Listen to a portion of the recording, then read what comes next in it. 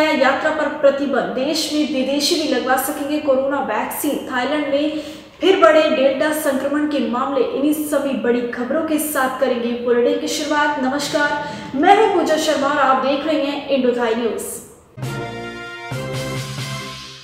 देश में टीकाकरण की रफ्तार को बढ़ावा देने के लिए दिल्ली सरकार ने एक बड़ा फैसला किया है।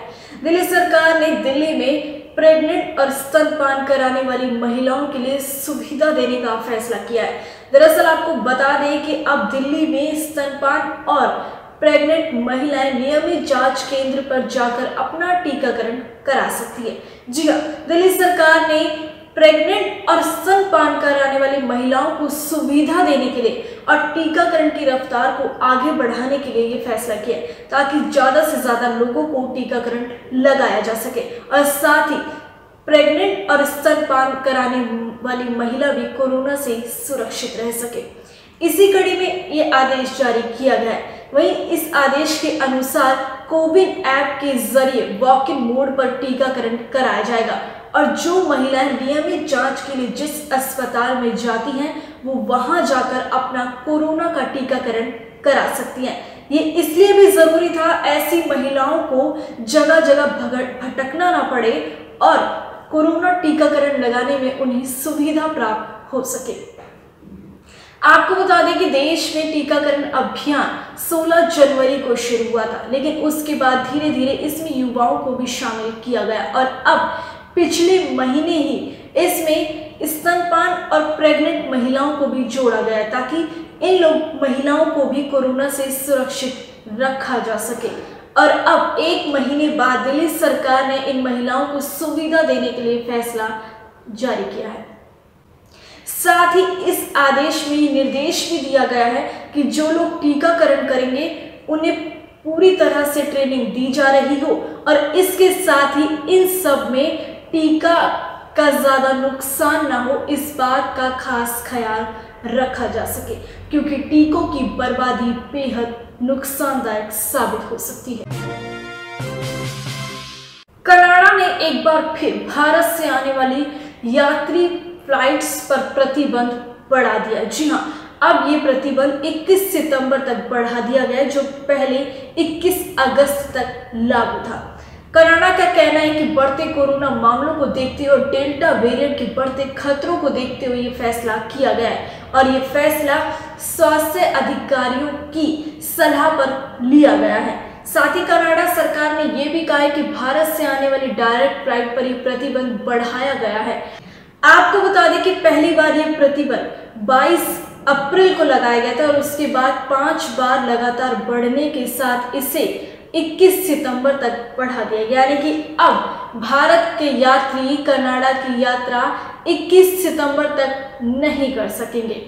21 सितंबर तक ये प्रतिबंध लागू रहेगा और ये कोरोना के बढ़ते मामलों को देखते हुए ये फैसला लिया गया है। कनाडा सरकार का कहना है कि वो भी अपने देश में ज्यादा से ज्यादा कोरोना को फैलने से रोकना चाहता है, इसीलिए प्रतिबंध बेहद जरूरी था। साथ ही कनाडा सरकार ने साफ तौर पर कहा है कि ये छूट उन्हीं लोगों को दी जाएगी जिनका टीकाकरण पूरा हो चुका हो और फिर उन्हें RT-PCR टेस्ट की आवश्यकता नहीं होगी।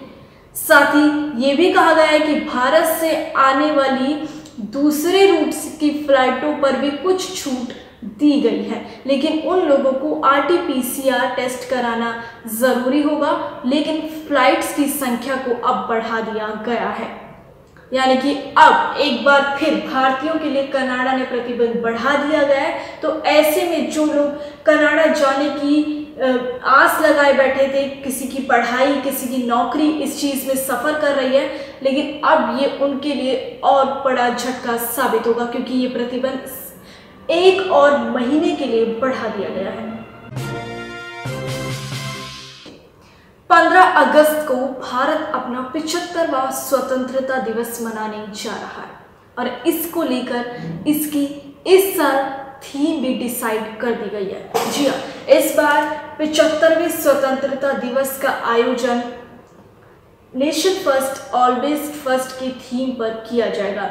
ये थीम यही होगी कि इसमें फूलों से लेकर पेंटिंग तक इस थीम को दर्शाया जाएगा। Nation first always first. इस पर इस थीम के साथ स्वतंत्रता दिवस के आयोजन को किया जाएगा। आपको बता दें कि 15 अगस्त को देश के प्रधानमंत्री नरेंद्र मोदी लाल किले पर तिरंगा फहराते हैं और उसके बाद सांस्कृतिक कार्यक्रमों के साथ 15 अगस्त यानी कि स्वतंत्रता दिवस का आयोजन किया जाता है। और इस बार इसकी theme nation first always first रखी गई है। इसी को ध्यान में रखते हुए पेंटिंग से लेकर फूलों तक में इस थीम को दर्शाया जाएगा। इसके साथ ही इस साल कोरोना वायरस को देखते हुए कोई भी सांस्कृतिक कार्यक्रम का आयोजन नहीं किया जाएगा। आम जन को इस आयोजन में भाग लेने की अनुमति नहीं होगी। साथ ही किसी भी बच्चे को सांस्कृतिक कार्यक्रम में शामिल नहीं किया जाएगा। इस बार एक और खास बात देखने को मिलेगी कि ओलंपिक में जिन खिलाड़ियों ने पदक हासिल किए हैं, इस बार उन्हें स्वतंत्रता दिवस के आयोजन में शामिल कर सम्मान दिया जाएगा। साथ ही बच्चों का कोई भी सांस्कृतिक कार्यक्रम नहीं गया है और एनसीसी के कैंडिडेट्स भी इस बार आयोजन में शामिल होंगे।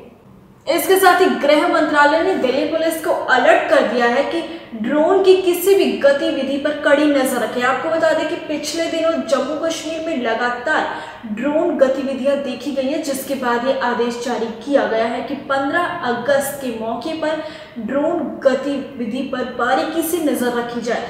साथ ही दिल्ली पुलिस को ये आदेश भी दिया गया है कि वो किसी भी ड्रोन या किसी भी एरियल एलिमेंट को देखते हैं तो उसे मार गिराएं और अगर पुलिस ऐसा नहीं कर पाती है तो वो अधिकारियों को तुरंत सूचित करें।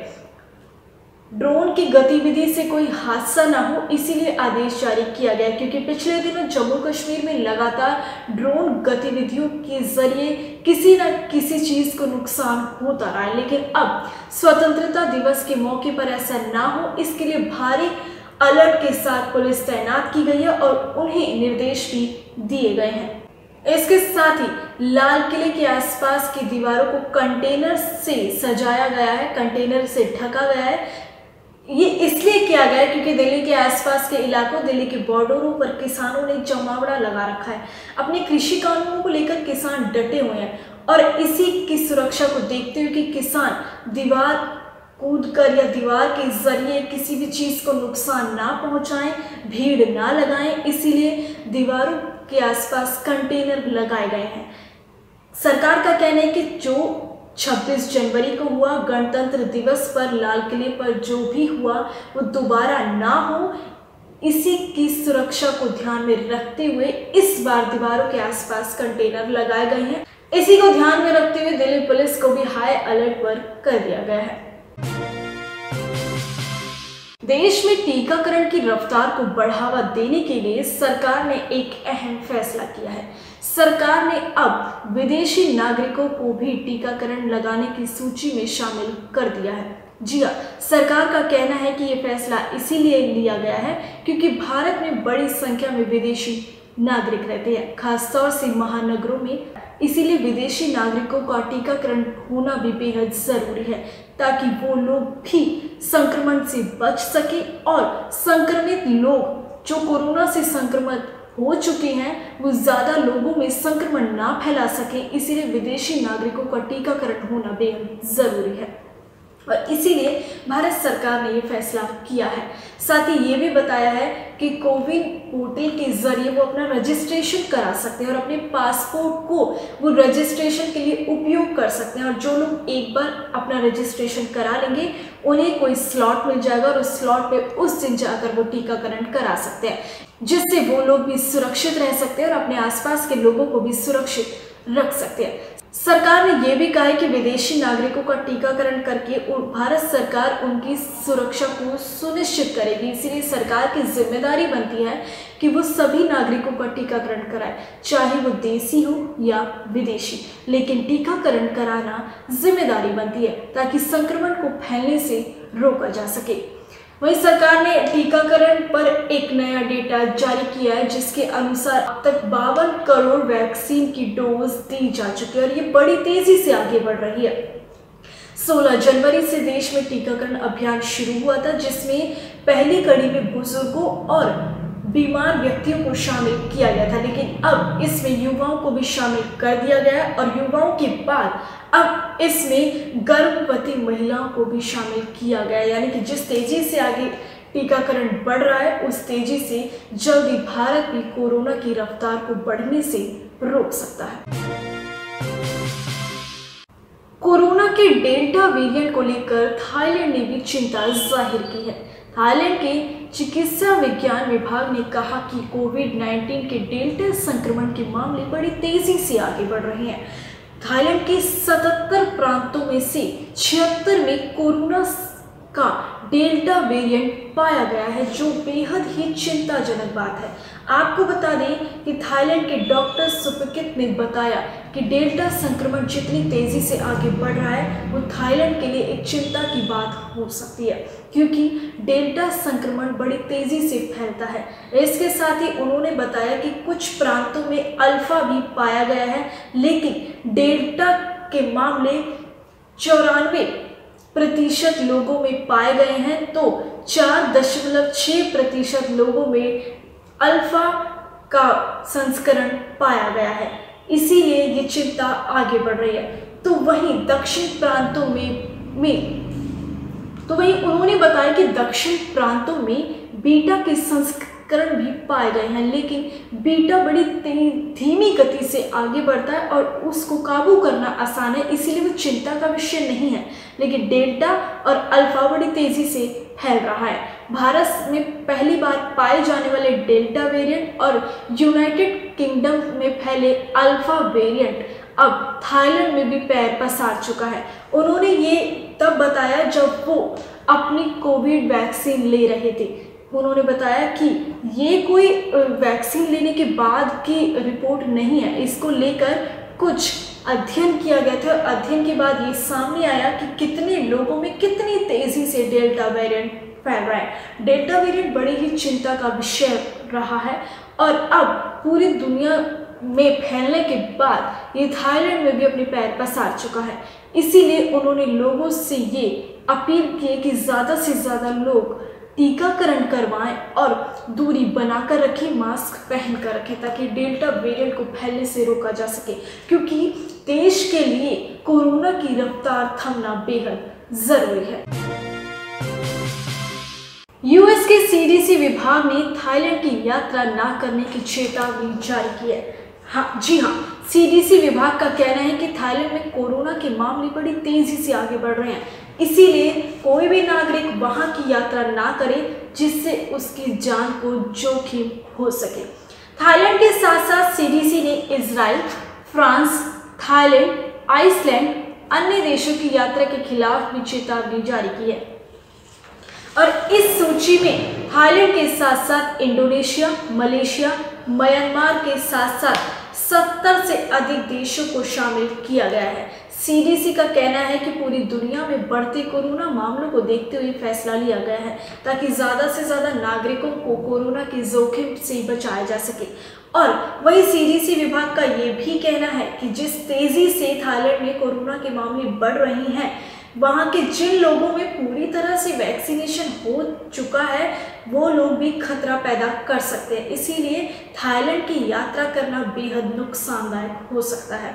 थाईलैंड में बड़ी तेज़ी से डेल्टा के संक्रमण तो बढ़ ही रहा है, लेकिन जिस तरह से कोरोना के बाकी स्वरूप भी मिल रहे हैं, ये हमारे नागरिकों के लिए बड़ा ही खतरनाक साबित हो सकता है और जिससे हमारे देश में एक बार फिर कोरोना के मामले बढ़ सकते हैं। इसीलिए थाईलैंड के साथ साथ और 70 अधिक देशों के लिए चेतावनी जारी की गई है।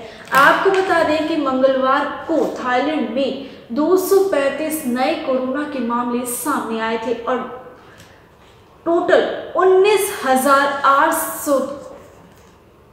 आपको बता दें कि मंगलवार को थाईलैंड में 235 नए कोरोना के मामले सामने आए थे और कुल मिलाकर 19,843 मामले सामने आ चुके हैं, जिसके बाद ये चेतावनी जारी की गई है। थाईलैंड में बढ़ते कोरोना मामलों को देखते हुए चेतावनी जारी की गई है, लेकिन साथ ही ये भी कहना है कि जिन लोगों का वैक्सीनेशन पूरा हो चुका है वो भी खतरा साबित हो सकते हैं। इसीलिए नागरिकों से ये अपील की जाती है कि वो अपनी सुरक्षा और अपनों की सुरक्षा के लिए ऐसे देशों की यात्रा करने से बचे, ताकि वो अपने साथ साथ दूसरों की जान के लिए जोखिम पैदा ना करें। ये थी इस सप्ताह की कुछ बड़ी खबरें। अगली बार हाजिर होंगे कुछ और बड़ी खबरों के साथ। तब तक के लिए जुड़े रहिए इंडो थाई न्यूज के साथ।